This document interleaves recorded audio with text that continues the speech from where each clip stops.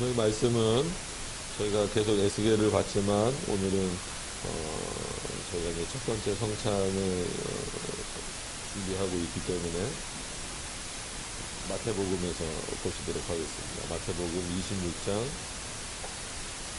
17절부터 29절까지의 말씀입니다. 신약성경 45페이지 지금 있습니다.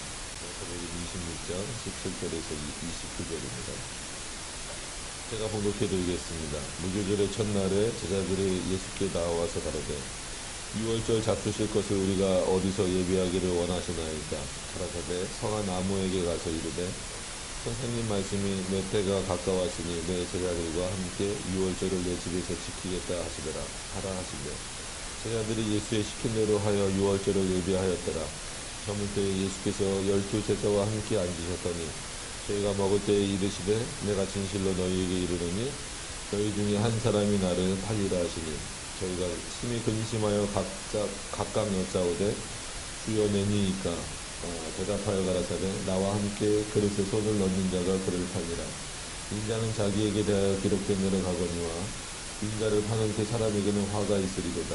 그 사람은 차라리 나지 아니하였다면 저게 좋을 뻔하였더라. 예수를 파는 유다가 대답하여 가로되 라피여 내니이까? 대답하시되 내가 말하였도다 하시니라. 저희가 먹을 때 예수께서 떡을 가지사 축복하시고 떼어 제자들에게 주시며 가라사대 받아 먹으라. 이것이 내 몸이니라 하시고 또 잔을 가지사 살해하시고 저희에게 주시며 가라사대 너희가 다 이것을 마시라. 이것은 죄사함을 얻게 하려고 많은 사람을 위하여 흘리는 바 나의 피 곧 언약의 피니라. 그러나 너희에게 이르노니 내가 포도의 나무에서 난 것을 이제부터 내 아버지의 나라에서 새 것으로 너희에게 함께 마시는 날까지 마시지 아니하리라 하시니라. 아멘. 오늘은 저희가 성찬을 첫 번째 시행하기에 앞서서 성찬의 그 의미를 좀 살펴보기 위해서 본문을 택했습니다. 물론 복음서 마태복음에만 나오는 것은 아닙니다. 구약에서도 그 의미를 찾을 수 있지만 직접적인 의미들은 이제 복음서 아니면 뭐 이제 고린도전서, 뭐 로마서, 사도행전 전부 다 이제 성경 특히나 신약 성경은 이제 곳곳에 표현이 되어 있습니다. 근데 오늘은 마태복음을 대표 구절로 좀 정해봤습니다. 그래서 일단 본문을 간단히 설명을 좀 드리고 성찬의 그 의미들에 대해서 우리가 한번 좀 살펴보고 성찬을 좀 거행하는 그래서 이제 다음 성찬 때부터는 그냥 에스겔 설교를 계속 해 나갈 겁니다. 이제 오늘은 이제 첫 번째니까 성찬에 대해서 좀 말씀을 드리겠습니다. 자, 일단 오늘 본문은 간단하게 먼저 설명을 드리면 말씀을 드리면 그렇습니다. 이제 그 6월절 기간입니다. 6월절은 이스라엘 백성들에게 있어서 상당히 중요한 절기죠. 다 아시는 대로 모세가 이스라엘을 애굽에서 인도하여 낼 때, 물론 하나님 인도하여 내시면 그때 이제 그 마지막 장자를 죽이는 10번째 재앙에서 건져내시는 어떤 그런 과정에서 문설주의 피를 바르라.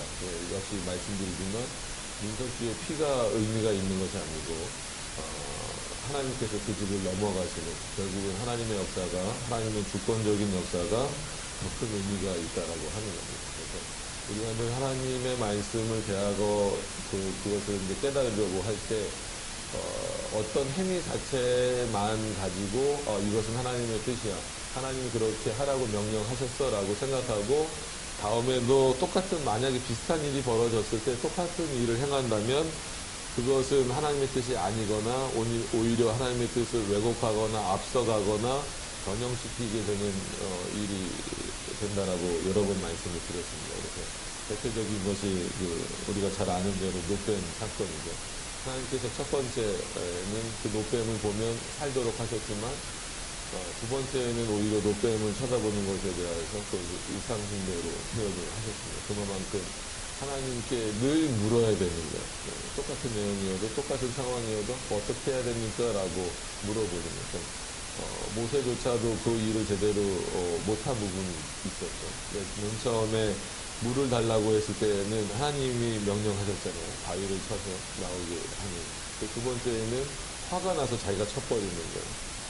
이렇게 하면은 물이 나오니까. 그래서 물이 나오긴 했지만 하나님께서 그것을 가지고 상당히 책망을 많이 하셨습니다. 그만큼 왜 이런 말씀을 드리냐면 우리가 신약의 예수님께서 그런 유월절을 어떤 의미에서 드리셨는가도 중요하고 그 유월절에 이제 어떤 그 좀 마지막 부분에서 최후의 보통 우리가 최후의 만찬이라고 부르잖아요. 근데 뭐 이거를 가지고 이렇게 꼭 뭐 최후의 만찬 이렇게까지 꼭 불러야 되나 뭐 그런 개인적인 생각은 가지고 있지만 어쨌거나 마지막으로 그 12명의 제자가 모여서 식사를 한 거는 맞는 거니까. 그리고 이제 그 떡의 의미가 뭔지, 포도주를 드시면서 그 자신의 피가 어떤 의미가 될 것인가를 보여주시는 거예요. 그래서 물론 상징적인 의미도 있고 기념하는 의미도 있습니다. 그럼에도 불구하고 동시에 실제로 그 자리에 임하시는 어떤 그런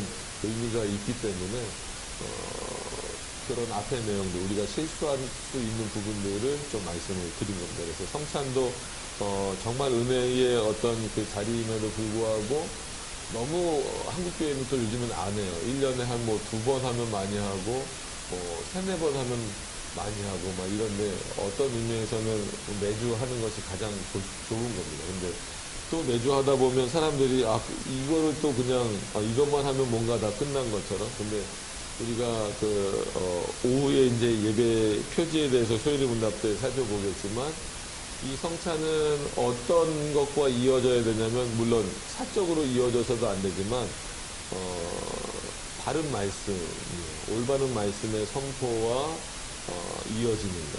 그러니까 세례도 마찬가지고 성찬도 마찬가지고 그래서 뭐 합쳐서 성례라고 부르기도 하고 성만찬이라고 부르기도 합니다. 그런 의미들이 있어요. 그래서 오늘도 이제 오늘 본문으로 보시면 예수님께서 이제 그렇게 말씀하시죠.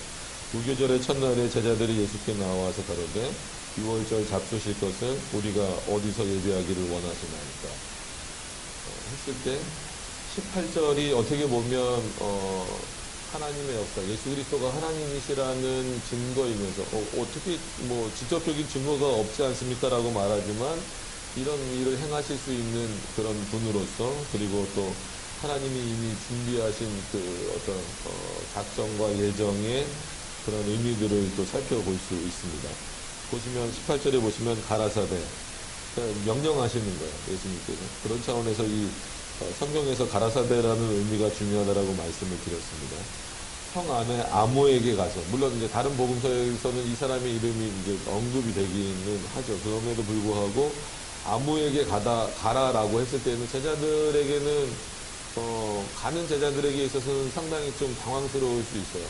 예를 들어서 뭐 어느 집 누구에게 정확하게 가서 뭐 내가 뭐 값을 지불을 미리 해놨다든지 아니면 나중에 줄 테니까 약속이 돼 있다든지 이게 아니라 그냥 성읍에 가서 아무에게 가서 나귀를 가져와라 이거예요. 주인에게 묻지도 말고 가져와라. 그래서 만약에 그 주인이 물으면 예수님이 주가 쓰시겠다 하라 그러면 그 주인이 허락할 거다라는 거예요. 그러니까 제자들은 그것만 믿고 가는 거죠. 그래서 우리들에게 있어서 믿음이 뭔가라고 하는 것을 다시 한 번 더 확인시켜 주는 거예요. 그러니까 우리는 여전히 믿는다라고 했을 때는 눈에 보이는 것, 아니면 어떤 그 확정적인 것, 이런 것들만 자꾸 믿으려고 하는 거예요. 그래서 계속해서 저희가 말씀드리는 것이 믿음은 성령 하나님께서 주신 선물이다.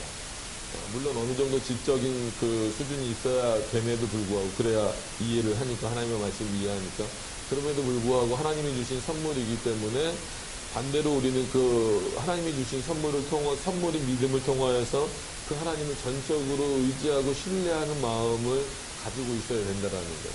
그러니까 이 제자들이 물론 나중에 예수님이 죽으시고 부활하신 이후에는 더 큰 믿음을 소유하게 되지만, 그러니까 더 큰 믿음이라고 해서 새로운 믿음이 아니라 더 확고한 믿음의 어떤 그 단계로 올라서게 되지만 이때도 좀 반신반의하면서도 예수님이 가라고 하니까 일단 가는 거예요. 그러니까 누구에 대한 신뢰가 있기 때문에 가는 겁니까? 예수 그리스도에 대한 신뢰가 있기 때문에 가는 거예요. 그래서 아무에게 가서라는 이 표현 자체를 어떤 면에서는 종교개혁자들이 굉장히 중요하게 여깁니다. 이거는 믿음 없는 행동으로서는 불가능하다. 그러니까 인간론적인 측면에서도 그렇고, 그 다음에 하나님의 그 신론적인 측면에서도 하나님이 이미 작정하셨다라고 있는 것이고, 그리스도도 여전히 하나님이시다라는 그런 차원에서 의미가 있는 겁니다. 그래서 아무에게 가서 이르시되 선생님 말씀이 내 때가 가까웠으니 내 제자들과 함께 유월절을 내 집에서 지키겠다 하시더라 하신데, 그러니까 여기서는 이제 집이죠. 저는 그래서 아까 그 아모에게 그거는 이제 낙이 그거는 6월절 예루살렘에 이제 들어갔을 때 표현이에요. 그래서 집도 마찬가지죠. 그래서 이렇게 해서 이제 집을 구하게 되죠. 예수님은 뭐 집을 갖고 계신 분이 아니었으니까 제자들이 예수의 시킨 대로 하여, 그러니까 이게 믿음인 거죠. 그러니까 이런 신앙을 우리가 갖고 어떻게 보면 뒷부분에 이제 성찬에 대해서 나오겠지만 이런 예수 그리스도에 대한 믿음이 지금도 여전히 마찬가지로 우리에게 있는가, 그게 이제 성찬을 받는 절대적인 기준이 되는 겁니다. 그래서 물론 교회 회원의 자격으로서는, 그러니까 교회법적으로는 세례를 받고 또 신앙 고백을 한 경우에 성찬에 참여할 수 있다. 그럼 유아 세례 받은 경우는 어떻게 하냐? 어렸을 때 받았는데 입교를 통해서 그의 신앙이 확인되었을 때에는 성찬의 자리에 참여할 수 있다. 그래서 참 어려워요. 이런 부분에 있어서. 그러면 뭐 진짜 처음 교회에 나온 분들 아니면 다른 교회에서 오신 분들은 어떻게 할 것인가, 이런 문제들. 그래서 어떤 교회는 뭐 그냥 성찬인데, 이 즐거운 자리인데, 기쁨의 자리인데 다 참여해. 그래서 어느 교회는, 이건 뭐 천주교를 말하는 게 아니라 어느 교회는 어린아이들까지 다 하는 경우가 있어요. 그거는 또 그렇게 되면 안 됩니다. 그럼 아까 우리가 설립문답에서 봤던 것처럼 반대로 화를 불러일으키는 그런 내용들이 될 수 있어요. 왜냐하면 이런 의미들을 어느 정도는 지적으로도 이해를 해야 되고 분명히 또 믿음으로 고백을 해야 되기 때문에 그렇습니다. 그래서 제자들이 예수의 시킨 대로 하여, 이게 쉬울 것 같지만 결코 쉬운 일이 아니에요. 그러니까 진짜 어떤 목적 없이 나간다라고 하는 것, 예수 그리스도의 그 명령에 따라서 쉬운 일은 아닙니다. 저물 때에 예수께서 12제자와 함께 앉으셨더니 저희가 먹을 때에 내가 진실로 너희에게 이르노니 너희 중에 한 사람이 나를 팔리라 하시니. 그래서 물론 여기서 이제 복음서마다 약간씩 뭐 순서의 차이가 있기는 하지만 대부분 마태복음을 중심으로 해서 볼 때는 성찬에 이런 식으로 그래서 성찬이 중요한 의미가 뭐냐면, 분명히 제자가 12명이잖아요. 그럼에도 불구하고 먼저 누구를 걸러내시는 거예요? 가룟 유다를 걸러내시는 거예요. 참여시키지 않는 거예요. 그러니까 아마 가룟 유다는 그 몸에, 그러니까 떡을 떼어주시는 의미와 또 포도주를 따라서 주시는 의미를 알지 못하고 그 자리를 떠나게 된 겁니다. 맨 처음에는 뭐 일명 최후의 만찬이라고 부르는 그 자리에 참여하게 되었지만 예수 그리스도를 파는 그 죄를 범한 차원에서 성찬에, 한마디로 그 최후의 만찬에 끝까지 참여시키시지 않는 그 예수님의 모습을 보면서 지금도 우리가 성찬을 받을 때 얼마만큼 또 좀 준비도 해야 되고 또 어떤 마음 자세를 가지고 있어야 되고 제일 중요한 것은 어떤 신앙 고백을 우리가 하고 있는가가 중요하다라는 그런 차원입니다. 그래서 성찬의 의미를 너무 가볍게 여기시지 않도록 하셨으면 좋겠습니다. 그래서 한 사람이 나를 팔리라 하시니까 예수님은 알고 계시는 거죠. 저희가 근심하여, 그러니까 저희는 근심할 수밖에 없어요. 나머지 그 제자들은. 그러니까 가룟 유다도 예수님이 나인 걸 아실까? 라는 그 근심이 있을 거고, 나머지 11명은 팔지 않았잖아요. 그러니까 11명은 도대체 누구지? 혹시 내가 뭐 말 실수한 게 있는가? 아마 베드로가 제일 찔렸을 수도 있어요. 왜냐하면 막 여러 번 거절하고 뭐 또 그런 표현들이 나오니까. 그래서 저희가 근심하여 각각 여짜오되 주여 내니까 물어볼 수밖에 없죠. 그리고 제자들은 대답하여 가라사대 나와 함께 그릇에 손을 넣는 그가 나를 팔리라. 여러분, 이게 예수님이 알려주신 거예요. 그러면 가룟 유다 입장에서도 이거 들었잖아요. 그러면 뭐 하면은 돼요? 예수님이 손을 넣을 때 안 넣으면 되는 거예요. 우리가 성경을 볼 때 우리는 그냥 가룟 유다가 예수님 팔았으니까 여기 30에 팔았으니까 그리고 예수님이 이미 가룟 유다인 걸 알았으니까 제외시키셨구나 알게 하셨구나라고 했지만 그렇지 않아요. 이게 하나님이 인간의 의지를 사용하시는 방식이다라고 또 여러 번 또 자유의지 할 때도 말씀을 드리고 그랬는데 분명히 예수님이 뭐라고 말씀하시냐면 그 사건이 일어나기 바로 직전에 말씀하시는 거예요. 그러니까 잊어버렸다라고 말할 수도 없는 거예요. 이제 곧 이제 그 먹을 때 뭐 손도 닦고 뭐 하고 그러잖아요. 그런데 뭐라 그래요? 나와 함께 그릇에 손을 넣는 자가 바로 누구다? 나를 판 자다라는 거예요. 그러면 가룟 유다 입장에서는 자신을 숨기려면 어떻게 하면 돼요? 안 넣으면 되는데 같이 넣었어요. 넣은 거는 가룟 유다의 의지지만 결국은 누가 넣게 하신 거예요? 그게 하나님의 역사라. 이런 걸 몰라요. 성경을 보면서 하나님 앞에서 인간이 뭘 할 수 있을까를 생각해 볼 때 할 수 있는 거는 하나님의 뜻대로 움직이는 것 그것 이상은 할 수 없어요. 근데 사람들은 늘 생각하기를 하나님으로부터 벗어나려고 하는 그 본성이 있기 때문에 그래서 자신을 향한다라는 말씀을 늘 드리잖아요. 그래서 뭐 자세하게 그 그릇에 넣는 내용이 마태복음에 나오지는 않았지만 24절에 보면 이렇게 나옵니다. 인자는 자기에게 대하여 기록된 대로 가거니와 인자를 파는 그 사람에게는 화가 있으리니 화가 있으리로다. 그 사람은 차라리 나지 아니하였다면 제게 좋을 뻔하였느니라. 그래서 이거는 마치 예수님께서 가룟 유다를 태어나게 하신 것을 후회하신다라는 의미가 아니라 그만큼 이 죄는 크다라는 거예요. 그러면 인간의 악함이 여기서 드러나는 게 반대로 어떤 사람들은 어떻게 말하냐면 가룟 유다가 예수님을 팔아주지 않았으면 예수님이 어떻게 십자가에 달려서 우리를 구원하실 수 있겠느냐. 그래서 가룟 유다는 겉모양으로는 자기 선생을 배반하는 잘못을 저질렀지만 큰 대의적 차원에서 보면 우리를 구원시킬 수 있는 그 수단이었다라는 차원에서 가룟 유다는 제 갈 길로 갔다라는 표현을 썼어요. 분명히 오늘 본문에서는 화를 입을지어다 그랬는데 누가복음을 찾아보시면 누가복음 24장쯤에 나오는 거예요. 이걸 가지고 뭐 가룟 유다가 어디 갔느냐 뭐 했느냐 막 또 표현이 많은데 24장이 아닌 것 같아요. 나중에 20장인가요?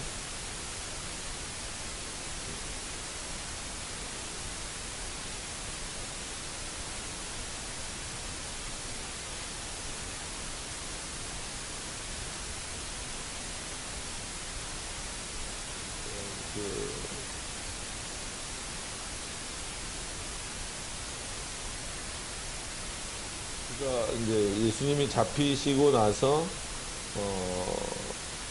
그렇게 말하죠. 제 갈 길로 갔다. 가룟 유다를 향하여서 제 갈 길로 갔다라고 이렇게 표현을 합니다. 지금 그 부분이 정확하게 기억이 안 나는데. 그래서 마치 이거는 지옥에 간 것이 아니다 이런 의미로 생각하는 경우도 있고, 그래서 로마 카톨릭에서는 갈릴레오를 자기네들 스스로가 나중에 어디로 보내서 천국 환송식을 했잖아요. 마찬가지로 그런 차원에서 가룟 유다도 천국에 자기네들이 보냈어요. 그런 식으로 좀 어긋난 성경 해석을 많이 하고 있어요. 하여튼간 그런 차원에서 가룟 유다를 예수님이 먼저 그 자리에서 이제 쫓아내시는 거예요. 예수를 파는 유다가 대답하여 가라사대 라삐여 내니이다 대답하시되 내가 말하였도다 하시니라. 너가 맞다 이거. 그래서 이제 다른 복음서들을 참고해 보면 너 할 일을 하라 해서 가룟 유다가 나가버리잖아요. 그러니까 오늘 본문을 간단하게 이렇게 좀 말씀을 드렸습니다. 그래서 마태복음, 마가복음, 누가복음이 이런 내용들이 반복이 됩니다. 그래서 조금 더 이제 붙여져 있는 부분도 있고 조금 이제 빠진 부분들도 있고 하지만 사복음서에서 이 부분들을 여러분들이 살펴보시면서, 가룟 유다를 어떻게 예수님이, 한마디로 처리하셨는가에 대해서 보시면 좋습니다. 오늘은, 요 이제 뒷부분에서 좀 집중을 해야 되기 때문에, 26절로 넘어가서 보시면, 29절도 조금, 그걸 다 설명드리기는 어려울 것 같고요. 26절부터 보시면, 저희가 먹을 때에 예수께서 떡을 가지사 축복하시고 떼어 제자들을 주시며 가라사대 받아 먹으라 이것이 내 몸이라 하시고.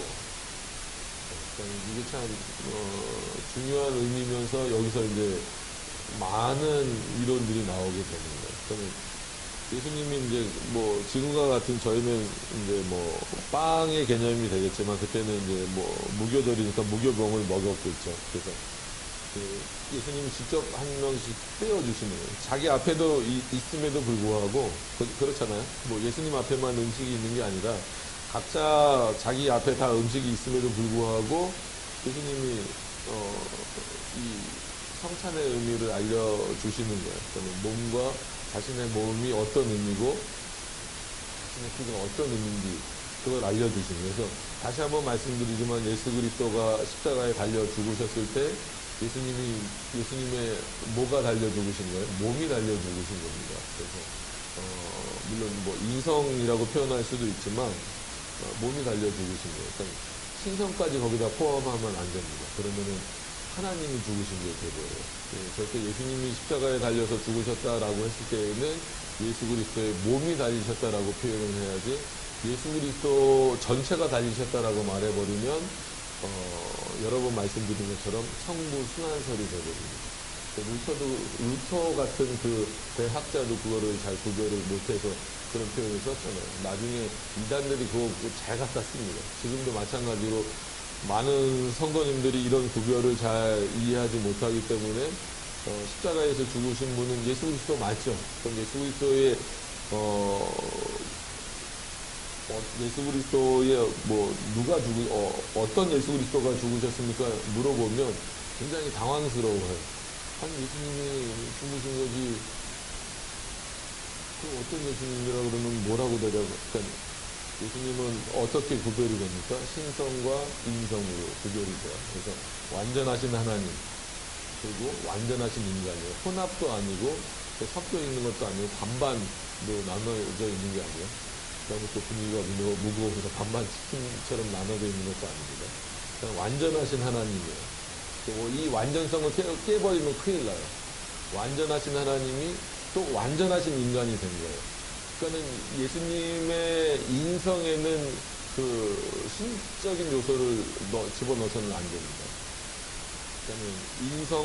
그러니까 완전하신 하나님으로서도 한 인격이고, 완전하신 인성으로서도 한 인격인데, 두 인격이라고 부르지 않아요. 그러니까 이런 부분들이 어렵죠. 어려워도 아셔야 되는 부분이에요. 한 인격이라고 부릅니다. 그래서 한 인격에 두 본성이 있다라는 거죠. 이게 예수 그리스도에 대해서 표현할 때 하는 겁니다. 각각의 하나님으로서의 인격도 완전하신 인격이고, 인간의 인격으로서도 완전하신 인격이지만 두 인격이라고 표현하지 않고 한 인격이라고 표현하는 거예요. 그러니까 삼위일체를 표현하는 거랑 똑같아요.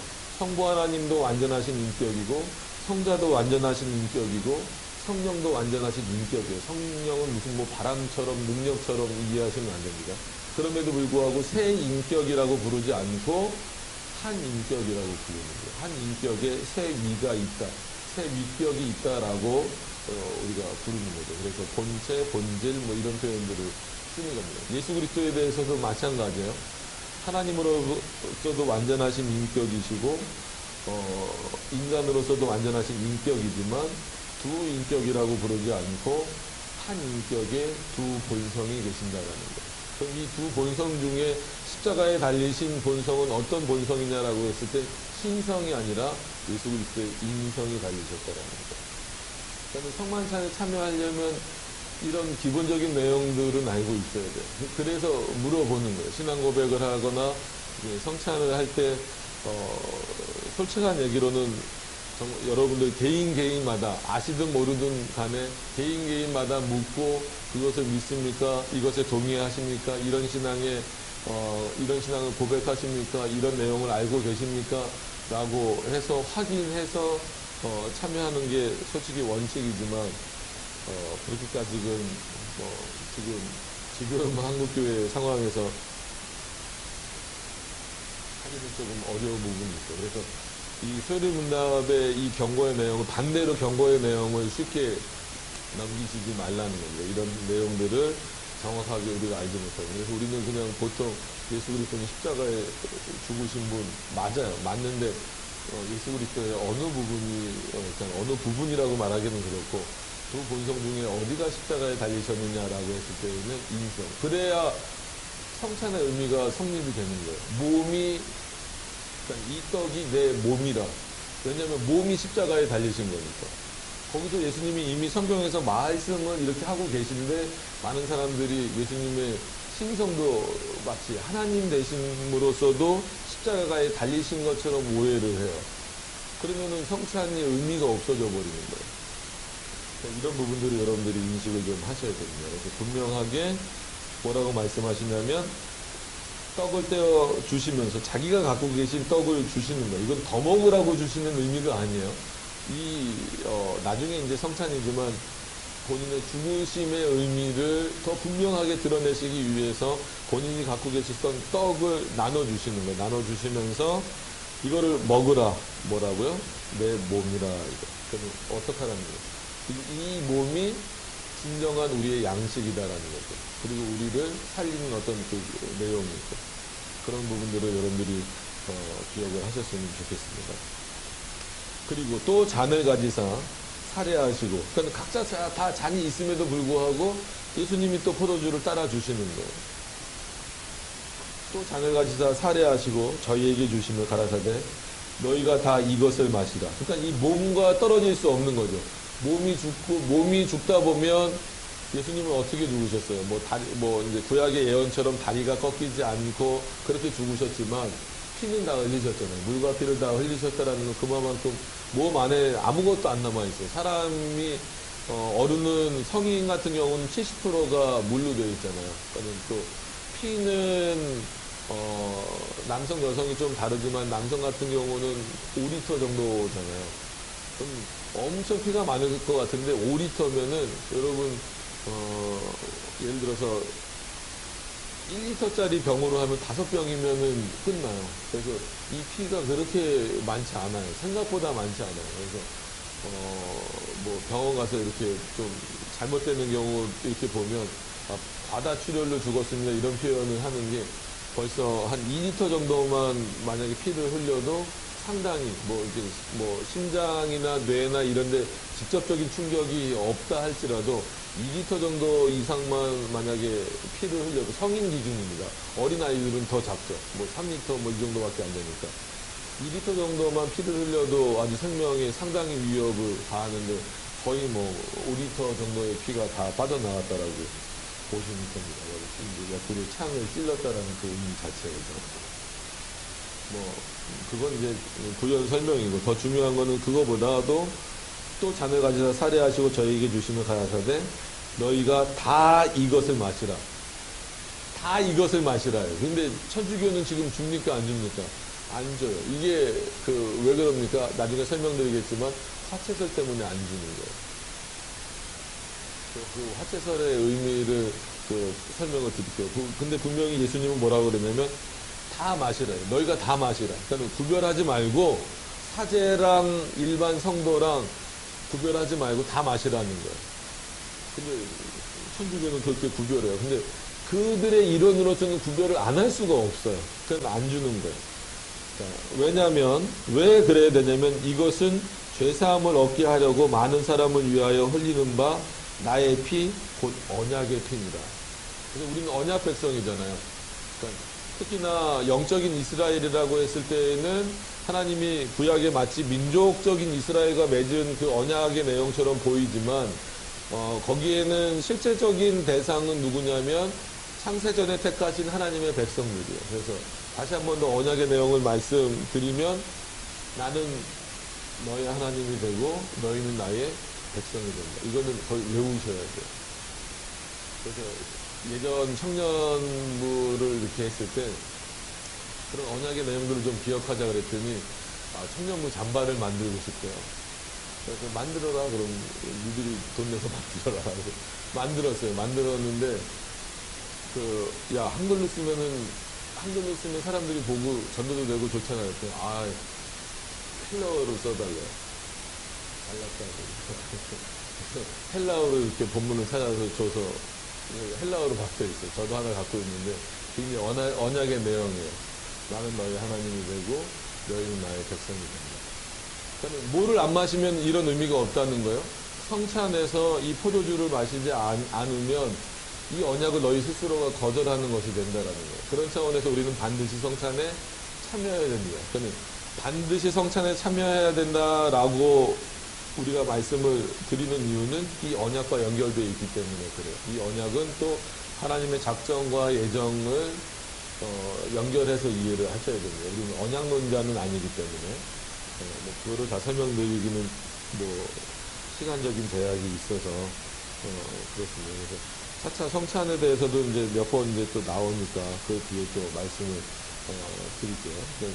그런 부분들이 있습니다. 그래서 왜 이렇게 좀 나눠지냐면 나눠질 수밖에 없고 제가 반드시라는 표현을 썼음에도 불구하고 세례도 그렇고 성찬도 그렇고 그러면 성찬에 참여하지 않으면 구원을 못 받느냐? 그건 아닙니다. 우리는 한 번 받은 구원은 영원한 구원이니까. 그러면 왜 우리가 반드시 참여해야 됩니까? 라고 했을 때는 아까 말씀드린 대로 그 그리스도의 언약에 참여하는 자로서 그리스도와 연합된 자로서 그리고 그리스도가 영원한 우리의 중보자라는 것을 믿고 고백하는 자로서 실제적으로 그래서 보통 죄송합니다. 안 쓰려고 그랬는데 이게 이제 라틴어로 하면은 말하다, 말씀하다 그런 뜻이에요. 베르보 데이 그래서 하나님이 말씀하시다 이제 그런 의미입니다. 그래서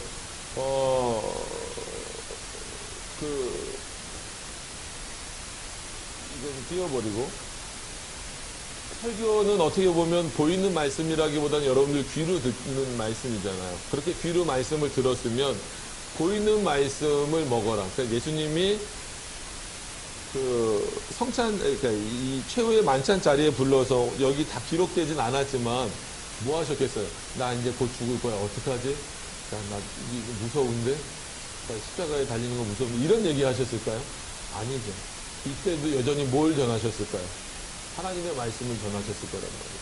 그렇게 말씀을 전하시고 내 몸이다라고 떡을 주시고 내 피다라고 포도주를 주셨기 때문에 그것을 우리는 뭐라고 말하냐면 보이는 말씀.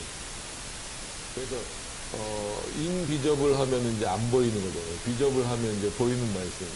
그래서 이 베르보라는 그 의미, 이 말씀을 어떻게 귀로 듣는 그 말씀, 심플한 말씀을 들은 이후에 보이는 말씀. 그래서 우리가 성찬을 보이는 말씀이다라고 하는 거예요. 그래서 성찬을 우리가 잘 하지 않으면 뭘 하지 않는 것과 똑같은 거예요. 마치 설교 중에서 일부분인 그 보이는 말씀을 의도적으로 거절하는 게 되어버리는 거예요. 하나님의 말씀을 듣지 않는 것과 똑같은 일이 있는 거예요. 그래서 한국교회가 뭐 편의상이거나 아니면 뭐 시간상 뭐 여러 가지 순서를 하다 보니까 성찬까지 하면은 야, 밥 먹을 시간이 언제 뭐 있습니까? 뭐 있으면 뭐 이런 얘기가 나오고 이거 굳이 뭐 이렇게 해야 됩니까? 그러니까 성찬에 대한 의미가 점점 줄어들어가다 보니까 보이는 말씀이에요. 그냥 성찬은 보이는 말씀. 그냥 한글로 할게요. 저는 바른 말씀에 신실한 말씀의 선포.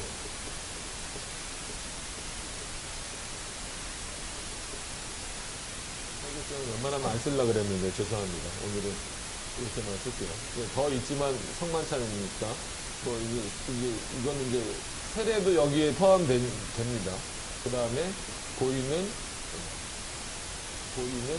말씀. 이게 뭐냐면 성만찬. 여기는 이제 뭐 그냥 성례라고 하셔도 돼요. 왜냐면 여기에는 그 세례와 성찬이 이제 포함되어 있으니까. 이렇게 이해를 하시면 됩니다. 그래서 어떤 의미에서는 이렇게 같이 있는 것이 하나님의 말씀을 듣는 차원입니다. 그래서 하나님의 말씀을 전하고 성찬을 하는 것이 예배 모범의 기초가 되는 거예요. 그래서 책을 이렇게 보여드리면 집에 예배 모범도 한 권씩 다 갖고 계셔야 돼요. 장로 교인이라고 하시면 웨스트민스터 신앙고백서나 소요문답은 당연한 거고, 예배 모범에 대해서도 다른 예배 모범이 아니라 웨스트민스터 예배 모범은 반드시 갖고 계셔야 돼요. 그래서 예배 후에 뭐 성찬을 언제 해라 이거는 없지만 이 말씀이 전해지고 나서, 그러니까 순서가 바뀌면 안 되는 거예요. 그러니까 이 말씀이 전해지고 나서 합당한 그 순서에 따라서 이 성찬식을 해라 이렇게 표현을 하고 있는 겁니다. 그러니까 그런 차원에서 성찬은 가볍게 생각해서는 안 되는 이유는 보이는 말씀이다라고 하는 거예요. 보이는 말씀이다라는 차원에서는 우리에게도 유익이 있는 거지만 아까 말씀드린 대로 실제적으로 우리가 먹고 마신다라는 그 의미예요. 그래서 우리는 이제 실제설입니다. 실제설. 실제설이라는 그 표현은 예수님은 언제나 여기 계시지만 성찬할 때에 특별히 더 우리와의 그 연합을 위해서 임재하신다라고 하는 거예요. 그래서 특별 임재 이런 표현을 쓰기도 하는데 또 그래 버리면 또 오해하시는 분들이 있어요. 특별 임재 이것도 무슨 개념이지? 막 오해하시는 분들이 있는데 표현을 할 때 그럼 예수님이 딴 데 가서 계시다가 성찬할 때만 여기 오시느냐? 그렇진 않잖아요. 예수님도 편지하시잖아요. 어느 곳에나. 성부도 편지하시고 성자도 편지하시고 성령도 편지하시고 세 분이 편지하시는 게 아니라 한 분이 편지하시는 거죠. 이거는 인간의 그 이해로서는 불가능해요. 그래서 삼위일체를 설명하든지 예수 그리스도를 설명하든지 어떤 예도 들 수 없는 게 세상에는 그런 존재가 없기 때문에 그래요. 그래서 이거는 어느 정도는 이해의 문제도 있지만 이해를 뛰어넘어서 믿음의 문제다라고 말씀드리는 이유는 말로 설명할 수밖에 없어요. 뭘 그리는 순간에 다 이상하게 가버리니까. 그래서 글로 쓸 수밖에 없는 내용입니다. 그래서 예수 그리스도는 언제나 편지하세요. 여러분들 마음속에도 계시고 그럼에도 불구하고 지금 특별히 또 임재하신다라고 하는 것은 이 성찬을 통하여서 이 보이는 말씀을 통하여서 여러분들에게 은혜를 주시기 위해서 성령을 통하여 이제 역사하신다라고 하는 것을 기억을 하셨으면 좋겠습니다. 그래서 오늘 본문을 통해서는 이 정도 이렇게 좀 보시고 좀 첫 시간이기 때문에 좀 설명을 좀 예전에도 한번 마가복음에서 이 부분을 할 때 한번 설명을 드렸었는데 다시 한 번 더 이제 드리면 저희는 우리 개혁교회뿐만이 아니라 솔직한 얘기로 종교개혁 이후의 모든 교회들은 로마 카톨릭이나 루터교 빼고는 전부 다 이거를 이렇게 드려야 돼요. 영적 임재설이라고. 성찬에 있어서 영적 임재설이라고 생각을 하셔야 됩니다. 실제적으로 임하시지만 영적으로 임하신다라는 그런 의미입니다. 그래서 말씀드리면 이건 이제 떡이 들어있고 저희는 빵이지만 떡이 들어있고 여기는 이제 포도주가 이제 들어있습니다. 근데 우리는 성찬을 하기 전에도 성찬을 하는 동안에도 성찬이 끝난 이후에도 이거는 뭐예요? 한마디로 떡은 떡이고 포도주는 포도주입니다. 여기에 어떤 변화나 의미도 부여하지 않아요. 이거를 먹었을 때, 그래서 아까 노뱀이나 이런 어떤 그런 사건에 대해서 말씀을 드린 겁니다. 그러니까 아무 생각 없이 오늘 또 먹는구나, 성찬하니까 먹는구나 이래 버리면 그거는 어떤 차원에서는 하나님의 말씀을 좀 보이는 말씀을 경멸하는, 좀 표현이 좀 그래서 죄송합니다. 경멸하는 내용이 될 수 있기 때문에 그렇게 말씀드립니다. 실제로 이거를 먹었을 때에 우리는 뭘 먹는 거예요? 예수 그리스도의 몸을 먹는 거예요. 이것을 마셨을 때 뭘 마시는 거예요? 예수 그리스도의 피를 마시는 거예요. 그럼에도 불구하고 뭘 먹는 겁니까? 입으로는 떡을 먹고 포도주를 마시는 거예요. 그러니까 왜 그런데 예수님의 몸을 먹고 예수님의 피를 마신다라고 했을 때 하냐면, 영적 임재지만, 제가 여기, 썼는데, 뭐, 간단하게 쓴 거예요. 나중에 혹시 뭐, 점심시간이나, 보시려면, 이렇게 리얼리티, 그래서 실제적으로 임하신다. 이 개념이, 있어요. 그래서 실제로, 예수님께서 이 성찬 때 임재하셔서 이 자리를 풍성하게 은혜의 자리로 만들어 주신다라는 어떤 그런 의미로 우리가 이런 실제설의 개념을 쓰고 있어요. 근데 이제 그 로마 카톨릭 같은 경우는 왜 잘못됐냐면 그 로마 카톨릭입니다. 그 화채설이라고 쓰죠. 한문으로 되어 있어서 좀 변한다는 거예요. 본질이 변한다라는 것에서 상당히 문제가 있는 거예요. 그러니까 우리는 실체가 변한다라는 의미는 아닙니다. 그러니까 실제적으로, 그러니까 이 구분이 참 어렵죠. 아니, 그러면은 천주교도 먹고 마신다라고 하는데, 우리도 예수님의 피를 먹고 마신다라고 하는데 뭐가 다릅니까? 라고 했을 때 우리는 실제적으로 먹는 것이지만 이 사람들은 본질적인 실체가 변화된다. 실체가 변화된다는. 근데 어떤 실체가 변화되냐라고 했을 때 또 그래서 로마 카톨릭을 또 저 사람들은 예수님의 몸을 먹는데 예수님의 피를 먹는데 그래서 우리가 거꾸로 식인종이야 이러고 비판한 경우가 그런 적이 있었어요. 그럴 때 그렇게 비판하는 목사님 지금도 있어요. 우리 이제 개신교 쪽에서, 개신교라는 표현을 전 좋아하진 않죠. 근데 이거는 화채설에 대한 이해가 너무 없는 거예요. 이 사람들은 식인종 아닙니다. 로마 카톨릭이 좀 뭘 좀 알고 와서 비판을 하라 그런 얘기까지 해요. 그럼 화채설은 뭐냐면 성찬을 하기 전에는 뭐예요? 떡이에요. 포도주예요. 성찬을 시작했어요. 이제 이렇게 갖다 놨어요. 그때부터는 이거는 본질적으로 뭐예요? 빵입니까? 예수님의 몸입니까? 본질적으로 예수님의 몸이 됐다는 거예요. 이것도 예수님의 피가 됐다는 거예요. 앞으로도 쭉 성찬을 한 이후로 계속. 그래서 그 사적인 성찬이나 이런 게 가능했던 이유가 그겁니다. 만약에 저희는 성찬하고 나서 이게 남으면 어떻게 해요? 그냥 막 그냥 남았으니까 너도 와서 먹어, 너도 와서 먹어 이렇게 하는 건 아니지만 그렇다라고 해서 이것을 마치 이거 남은 거 예수님의 몸인데 예수님의 피인데 이거 어떡하지? 라고 해서 막 창고에 갖다 놓거나 지금 냉장고겠죠?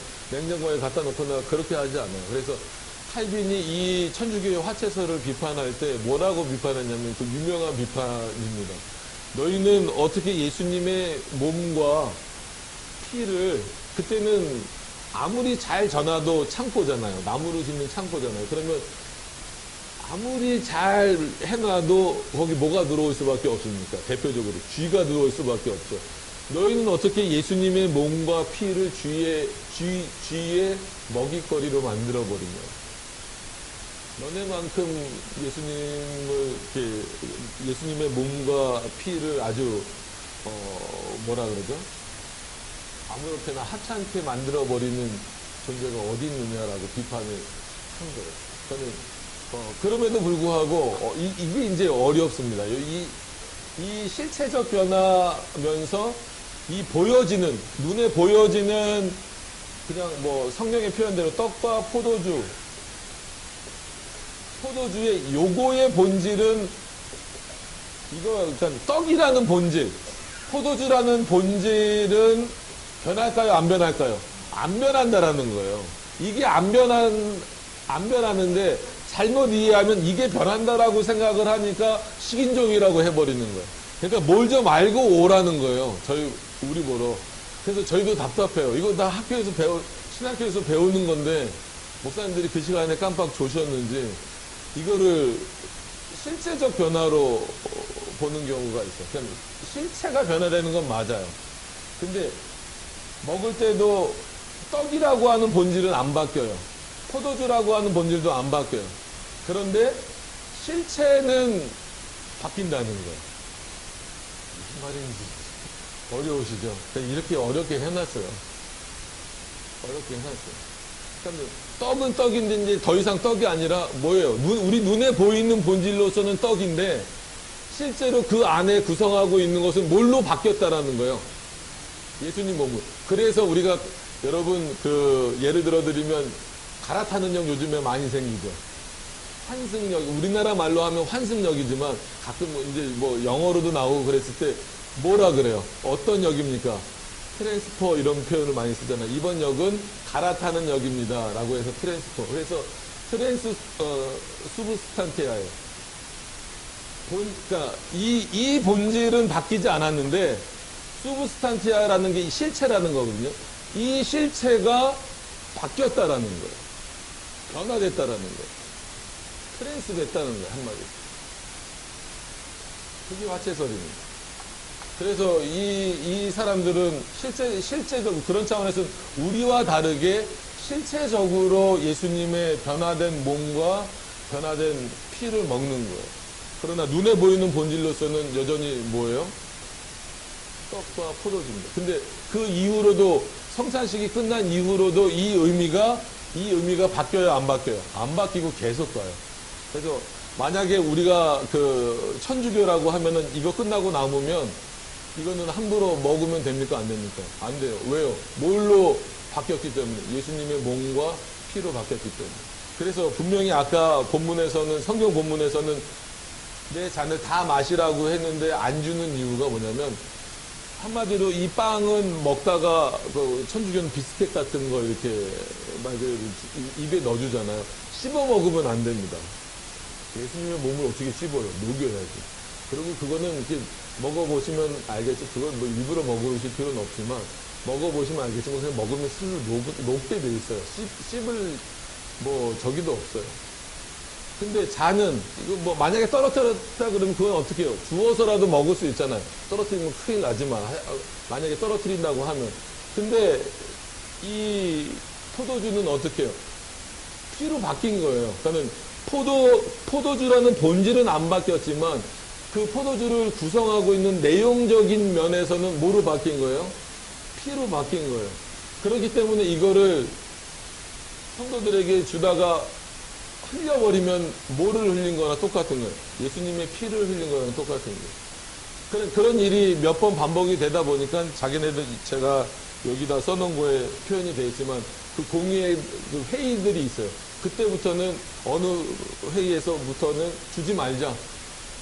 그래서 대신 성도들 너네들은 봐라. 죄송합니다. 이게 로마 카톨릭 표현이에요. 봐라. 그래서 잔을 이렇게 아주 금잔으로 이렇게 커요. 이렇게 잔 넣는 데가 따로 있어요. 거기서 이렇게 빼갖고 이렇게 높이 들어요. 이거는 그리스도를 높인다라는 의미도 있지만 자기네들 입장에서 있지만 성도들한테는 안 주겠다는 거예요. 왜? 흘릴 수 있으니까. 봐라 이거예요. 그냥 보면서 눈으로 먹어라 이거죠. 눈으로 어떻게 먹습니까? 실제로 이렇게 높이 들었다가 자기네만 이렇게 사제만 이렇게 집례하는 사제만 먹고 다시 넣어놔요. 흘리지 않게. 왜냐면 그건 그때부터 뭐니까? 예수님의 실제 피니까. 그러니까 이게 화채설이에요. 그래서 트레스 수브스탄티아라는 표현을 쓰는 겁니다. 첫 시간이니까 이런 거 하는 거예요. 다음 성찬 때부터는 한 시간 매번 이걸 할 수도 없고 그렇게 할 수는 없고 그 다음에 보통 루터교에서 이렇게 하니까 그 다음에 이제 공제설이라고 하는 거는 공제설은 말 그대로 공간적으로 임하신다라는 거예요. 이게 기독론의 다 차이예요. 그러니까는 이게 성만찬 논장에서 나오는 건데 루터랑 이제 쯔빙글리나 이런 사람들이랑 논쟁을 할 때 뭐냐면 예수 그리스도는 어차피 인간의 몸을 입으셨으니까 그게 신비로운 몸으로 부활하셨다 할지라도 인성 밖에 그리스도의 신성이 인성 밖에 그리스도의 신성이 계실 수 있느냐? 있습니까? 없습니까? 있어요. 근데 루터주의는 있다는 거예요? 없다는 거예요? 없다는 거예요. 그러면 예수님이 지금 신비로운 몸으로 변화되셔서 신비로운 몸으로 편지하시기 때문에 예수님의 신성은 예수님의 인성 밖으로 계실 수 없다. 그러니까 육체 밖에 로고스는 없다라는 표현이에요. 이게. 그렇기 때문에 여기 실제로 임하실 때 그런 차원에서 우리랑 같이 실제서를 써요. 표현 자체는. 근데 의미가 전혀 다른 게 공간적으로 임하신다라는 거예요. 그러면은 루터주의 같은 경우도 뭐냐면 떡이에요. 포도주예요.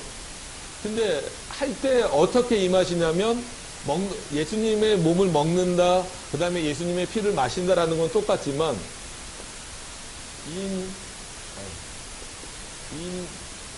밑, 그 다음에 언더가 갑자기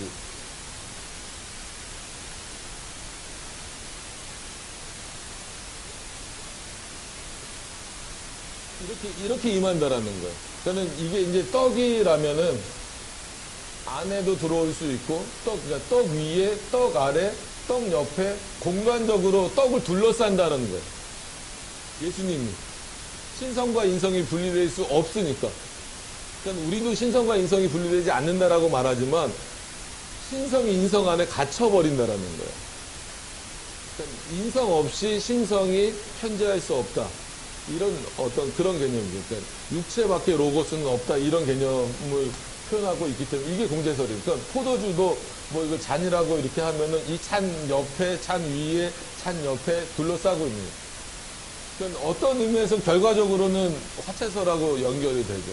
그러니까 실제로 임한다라는 것에 있어서는 그러니까 예수님이 실제로 임하시는 거니까 우리도 실제로 임하시는 건데 공간적으로 그런 개념으로 임하시는 게 아니라 그래서 영적이라는 개념을 쓰는 거예요. 영적으로 임하시지만 이렇게 공간적인 개념으로 임하시는 게 아니더라고요. 그래서 이 사람들도 결국은 떡을 먹는데 뭐예요? 공간적으로 임하신 예수 그리스도를 먹기 때문에 어느 부분에서는 요 화채설하고 연결이 되고 어느 부분에서는 우리 영적 임재설하고 그러니까 실제로 임하신다라는 부분에서만 용어상 비슷한 거지 실제 내용은 다른 거죠. 그러니까 이런 게 있고 이제 쯔빙글리 같은 경우는 뭐 아주 잘못됐다라는 게 아니라 이거는 우리 안에도 포함되어 있어야 돼요. 그러니까 기념. 너희가 나를 이것을 기념하라 그렇게 말씀하신 부분이 있잖아요. 그래서 기념설이에요. 기념의 개념 뭐 우리는 설까지는 아니고 기념의 개념이 분명히 이 영적 임재설 안에는 들어와야 됩니다. 근데 쯔빙글리는 다 필요 없고 이런 거 필요 없고 예수님도 실제로 임재하시지 않고 기념하시라는 그 기념하라는 문자적인 것에 딱 머물러 버렸어요. 그래서 성찬은 그냥 기념만 하면 돼. 이거는 우리에게 유익이 있는 거지 뭐 예수 그리스도가 여기에서 뭐 실제로 임하시고 이런 게 아니라 우리가 이것을 날마다 그냥 상기하면서 기억하면 돼. 이런 차원에서 딱 머무른 게 쯔빙글리의 기념설입니다.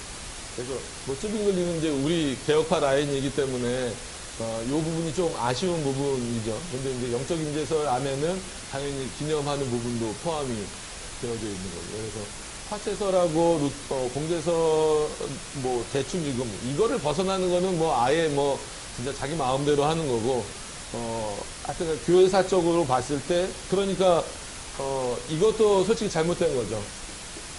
이렇게 바뀌시지 않아요. 그 다음에 이거는 기독론 자체 그래서 제가 예수 그리스도가 어떻게 존재하시는가를 알지 못하면 정말 큰일 난다라고 말씀드리는 게 루터도 이런 방식으로 가서 공제설을 만들어내죠. 잘못되고 쯔빙글리 이거는 잘못됐다라기보다는 좀 부족한 거죠. 기념만 하는 것이 아니라 실제로 성령을 통하여 임재하시는 어떤 그런 방식을 이제 놓쳐버리는 거니까 그런 부분들이 있습니다. 그래서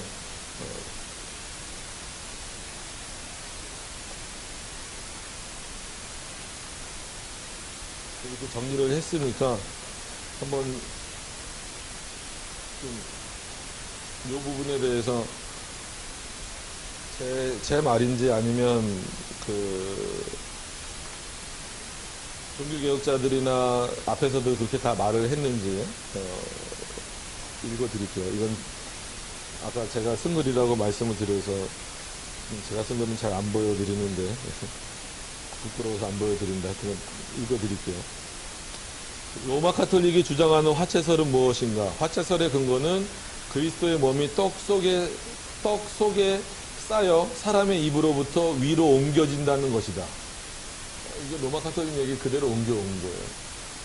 12세기에 처음으로 화채설이라는 용어가 사용되었다. 이 교리는 로마 가톨릭 교회를 비롯한 몇몇 그리스도교 교회에서 받아들이고 있고, 비록 빵과 포도주의 외형은 변하지 않지만, 그래서 식인종이라는 것에 대해서 야, 웃긴다라고 천주교가 오히려 반대를 하는 거예요. 그러니까 우리도 그 정도는 구별을 하셔야 돼요.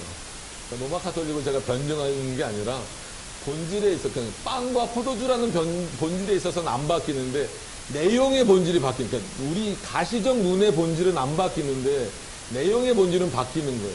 그런 차원에서는 어떤 면에서는 그러니까 니네 식인종이지라고 말할 수는 있어요. 근데 이게 바뀐다라고 말하면서, 이 본질이 바뀐다라고 말하면서 너희는 식인종이야 라고 비판하면 그거는 거꾸로 우리가 역공을 당할 수 있지만, 그럼 아내가 바뀐다고 하면 어쨌거나 너네는 그럼 예수님의 몸과 예수님의 피를 바뀐 거를 먹는 거네? 그럼 너네가 식인종이지, 이렇게는 말할 수 있습니다. 그럼 식인종이라고 만약에 비판을 하시려면 이 내용을 알고 하셔야 된다는 거예요. 12세기, 거긴 이거죠. 비록 빵과 포도주의 외형은 변하지 않지만 그리스도의 살과 피가 현존한다는 그리스도의 현존에 대한 문자적 해석을 바탕으로 형성된 교리이다. 13, 14, 15세기에 스콜라 신학자에 의해서 정의된 이 화채설은 트렌트 공의, 이 사람들은 하여튼 이 공의회가 성경의 권위보다 더 높아요. 1545년이니까 벌써 이게 몇 년 전입니까? 몇백 년 전이잖아요, 그죠? 로마 카톨릭의 성만찬 교리로 확정됐어요. 그 이후로 바뀌지 않습니다. 그래서 화채, 테렌스 수브스탄티아라는 용어는 처음 12세기 초 뚜르의 힐레베르트가, 이 발음이 어려워요. 힐레베르트가 자신의 설교에서 우연히 사용된 것이 계기가 되었다고 전해진다. 이 화채설이라는 말은 떡과 포도주가 그 외양, 속성, 그리고 우유성은 그대로 있으나 동원 직후에 떡과 포도주라고 하는 감각적 물체가 참 하나님이시고 참 인간이신 예수의 살과 피의 본질이 된다는 것으로, 글로 하니까 더 저게 무슨 말 하나 싶으시죠? 그게 이 내용을 하는 거예요. 본질이 된다는 것으로 떡과 포도주를 구성하는 실체가 완전히 예수의 전인적인 실체로 변화하였다라는 뜻이다. 라는 거예요. 우리 그런 의미가 아니에요. 실제적으로 예수님이 이 자리에 임하신다라는 거예요. 그래서 영적 임재설입니다.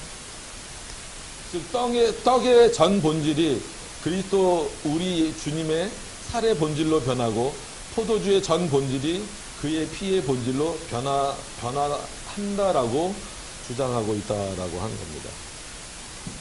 그 다음에 간단하게 또 루터의 공제설에 대해서 말씀드리면, 종교개혁자들 중에는 중세 카톨릭 로마 교회의 미사를 철폐하고 성경적인 의미로 예배의 개념을 회복하고자 했습니다. 그래서 미사를 없앤 거는 이 루터의 큰 공이긴 해요. 그 첫 노력으로 미사에 대한 잘못된 희생의 개념을 반대해서 화채설을 갖고 있는 그리스도의 계속적인 희생의 의미를 비판하고 있다. 그러니까 미사 때는 왜 화채설을 드리냐면 예수님을 계속 죽이는 거예요. 매번 화채설의 또 다른 잘못이에요. 그건 이제 또 차차 설명을 드리고, 오늘 다 드릴 수는 없습니다. 루터는 교회의 바벨론 포로라는 논문에서 로마 카톨릭 교회의 성찬론을 세 가지의 잘못을 범하고 있다라고 주장합니다. 첫째는 평신도에게 잔을 주지 않는다. 다 주라고 했는데 안 준다. 이 루터의 비판이 잘 비판한 겁니다. 이거는 그들은 잔에 담겨 있는 포도주가 실제로 예수님의 피로 변한다고 믿고 있기 때문에 함부로 다룰 수 없는 거예요. 흘리면 큰일. 실제로 흘리면 어떻게 하는지 아세요? 바닥에 흘리면 핥아먹어요. 누구의 피니까? 예수님의 피니까. 그 사람들에게 있어서는 죽고 사는 문제예요. 그래서 성도들에게 나누어주는 과정에서 잔에 있는 포도주가 바닥이나 옷에 떨어질 경우를 방지하기 위해서 사제들만 마시고 성도들은 그냥 구경만 하는 형태로 변화된 것이다. 그래서 사제는 평생 지기잖아요. 그래서 가끔 미사 이렇게 보면은 교황이나 이런 사람들이 수전증 있는 경우가 있어요. 그럼 이거 흔들리잖아요. 그럼 옆에서 받쳐줘요. 넘치지 않게. 좀 웃긴 거죠. 그러니까 이거를 비판하고 있는 겁니다. 사제들만 마시고 성도들은 그냥 구경만 하는 형태로 된 것이다. 둘째는 화채설 자체가 그냥 너희는 잘못됐다라는 거예요. 루터는. 셋째는 그릇된 희생 개념. 그냥 매번 미사 때마다 예수 그리스도를 죽이는 거예요. 그래서 미사가 예수 그리스도의 제사입니다. 그래서 우리가 크리스마스라는 용어 자체도 예수 그리스도의 제사라는 의미로 쓰면 안 되는 거예요. 그런 차원에서. 예수님의 탄생 뭐 이런 개념보다도 크리스마스 자체가 미사랑 합성어란 말이에요. 그러면서 자신도 올바르게 했으면 좋은데 여기서 조금 루터가 이제부터는 조금 빗나가죠. 루터는 로마 카톨릭의 화채설을 반대하면서 공제선, 그래서 공간적으로 임하신다라는 것을 공식화한다. 즉 그리스도 자신에 의해 제정된 것과 같이 우리에게 주어진 떡과 포도주 안에 함께 밑에 그리스도의 참 몸과 피가 있다라고 말하는 것이다. 그리하여 주의 만찬에 참여한 사람은 떡과 포도주 안에 그리스도의 몸과 피가 죄의 용서에 대한 약속으로 주어진다고 주장했다. 어떻게 보면 비슷하면서도 다른 거예요. 그래서 공간적으로 임하신다라는 거예요. 위에, 옆에, 안에 이렇게 임한다라는 거예요. 그러니까 이거는 잘못됐다는 거예요. 공제설은 여기서 그냥 끝나는 건데 화채설은 계속해서 가고 매 주일마다 미사를 통해서 이 성찬을 통해서 그리스도를 날마다 죽이는 거예요. 날마다. 그리스도는 단번에 내가 희생제물로 죽었다라고 말씀을 하시잖아요. 근데 그래서 로마 카톨릭이 이단이라고 말하는 건데, 근데 이단이라고 요즘은 말을 안 해요. 그래서 안타깝죠. 즉 그리스도의 몸과 피로써 거긴 읽었죠. 이 떡과 포도주에 임재하시는 예수 그리스도의 몸은 영적인 몸이 아니라 자연적인 몸이라고 주장한다. 이게 일체박 로고스는 없다라는 거예요. 실제 몸이라는 거예요. 영적인 의미가 아니라 실제 몸을 우리가 공간적으로 임하는 것을 먹는다라는 거예요.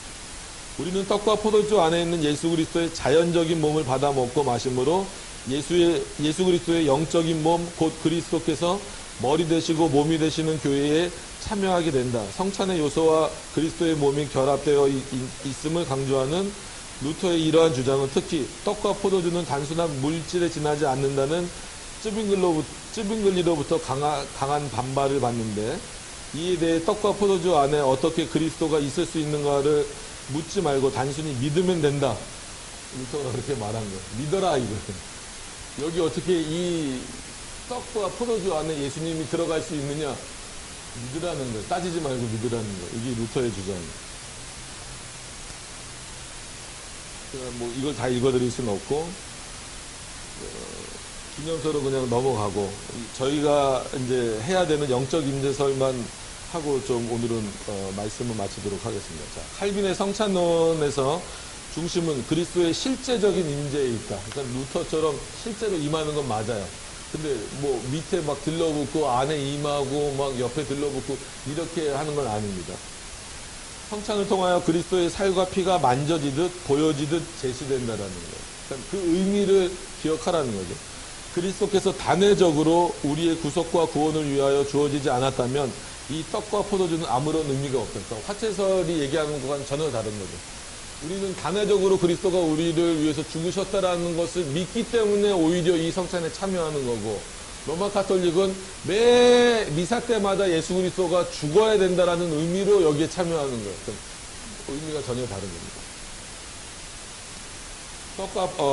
떡과 포도주는 그리스도의 살과 피를 대표하는 것으로 이를 통하여 믿는 자는 양육받고 생기를 얻으면 강건해지며 기쁨이 충만해진다. 즉 성찬은 영적인 잔치로서 이 잔치에 주어지는 생명의 떡은 우리의 영혼을 영생에 이르게 하는 예수 그리스도이시다.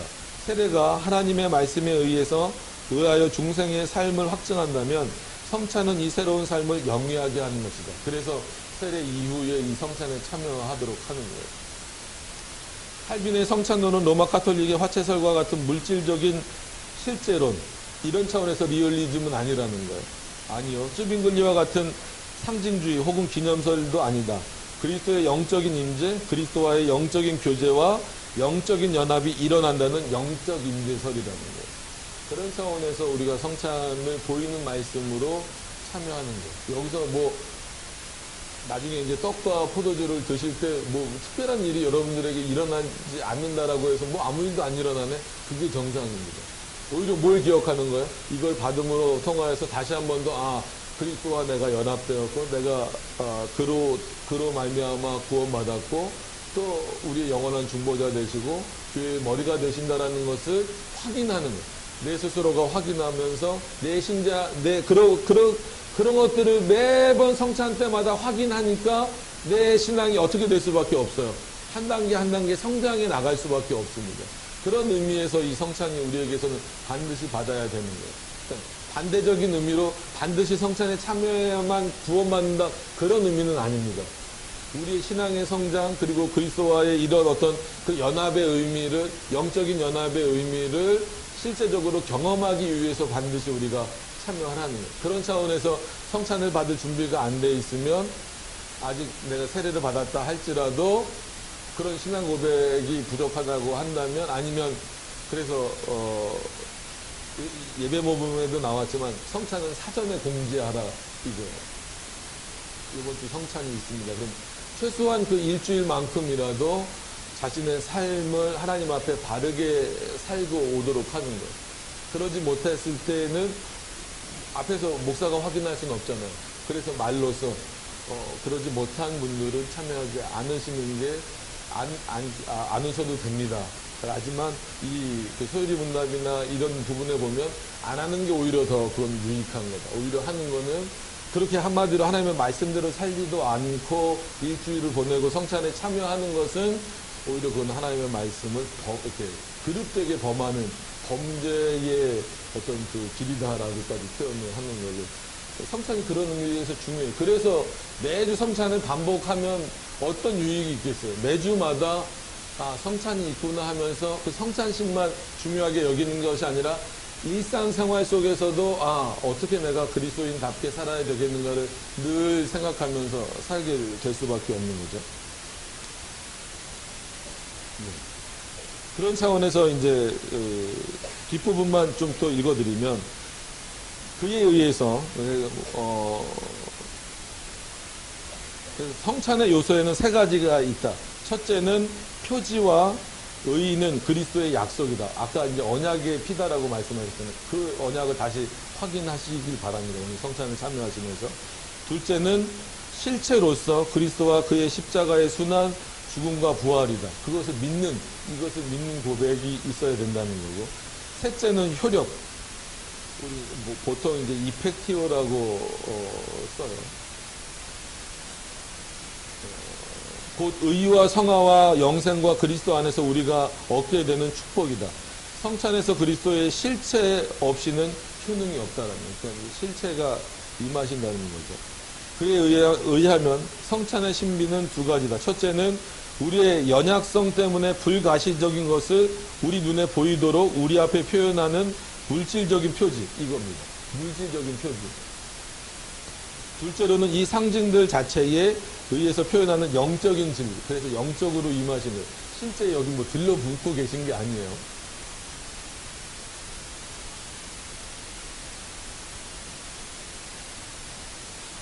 결코 물질적인 실제론이나 단순한 기억으로 그치는 기념이 아니다. 우리는 성찬을 통하여 그리스도와의 교류와 함께 그리스도와 더불어 한 몸으로 성장해가며 영생을 상속하며 그리스도의 우리의 짐을 가져가시고 우리에게 의로운 옷을 입혀주시는 행복한 교환이 일어나는 것이다. 날마다 그런 성찬 때마다 그런 거죠. 칼빈은 또 무엇보다도 성찬에서의 설교의 중요성을 강조한다. 성찬은 보이는 말씀. 그래서 여기서도 칼빈이 그렇게 표현하고 있는. 성찬은 보이는 말씀으로서 성찬의 생명을 불어넣는 것이 복음, 말씀 설교이다. 그래서 신실한 말씀의 선포가 이뤄진 다음에 성찬이 진행되어져야지 성찬만 하거나 아니면 말씀이 전혀 이상한 방향으로 나가거나 하면 그 성찬은 올바른 성찬이 될 수 없다라는 거예요. 그러니까 이 말씀을 듣고 이 성찬에 보이는 말씀에 참여해야 된다는 거죠. 올바른 성찬은 말씀과 떨어질 수 없다. 담회적으로 주어진 그리스도께서는 복음 말씀을 통하여 우리에게 자신을 주시고 성찬의 신비를 통하여 그리스도 자신의 희생을 확증시키시는 거예요. 또한 성만찬 시에 임하시는 그리스도는 늘 하나님으로 편재하시는 그 그리스도이시다. 그래서 이 문장을 가지고 또 제가 이제 글을 쓴 게 있는데 이게 그만큼 중요해요. 그걸 나중에 이제 세례나 그 부분을 할 때 다시 한 번 더 표현을 했으면 읽어드릴 수 있으면 그때 읽어드리도록 그렇게 하겠습니다. 갑자기 설교가 특강처럼 돼버렸는데 오늘 말씀을 통하여서 다시 한 번 더 예수 그리스도의 몸과 피를 먹고 마시는 것이 어떤 의미인가를 여러분들이 기억하셨으면 좋겠습니다. 기도하고 설교를 마치도록 하겠습니다.